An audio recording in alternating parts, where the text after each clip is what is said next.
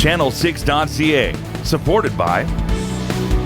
Are you looking for a new career that pays well and takes care of you? Then join us at Pitt Ernie's. We are driven to excel. Are you? He came through the door and he was wearing full PPE gear, and then he had the ski mask on. When he came through the door, I was just kind of walking back towards the cash register, and he kind of put his head down and walked. So in the bank pictures that we had seen, he had only had a black jacket on, so I thought maybe it was actually a worker. He walked over to the coolers, picked up a bottle of Nestea, came back and put it on the table. And so I rang it in and I said, that'll be $2 if that's everything. And he reached down into the coveralls to make like he was bringing out money and put a bag on the table. And he said, can you please put the money in the bag? And I said, no. And he said, no. And I said, no, not a chance.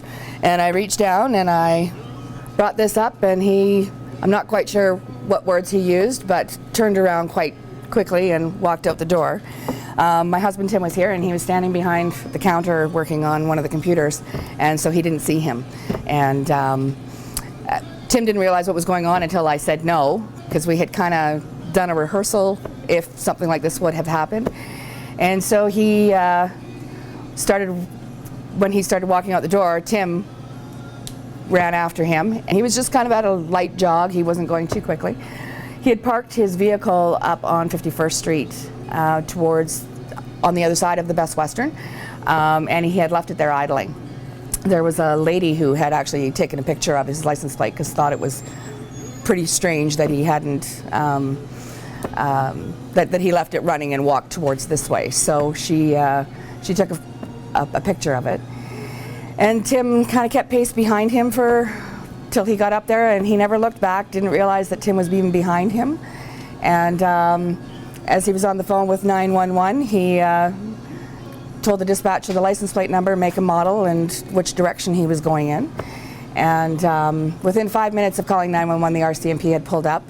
There was an accident, I think, up on 11A at the top of the hill, and the police officer was coming back around the roundabout, and he saw the car and put his lights on, and he had pulled into the Essel station and the Humpties, and when they pulled him over there, that's when they realized that that was who they were really looking for. So within 20 minutes, the RCMP had come back here and let us know that they had actually had him under arrest, and that was kind of the end of it.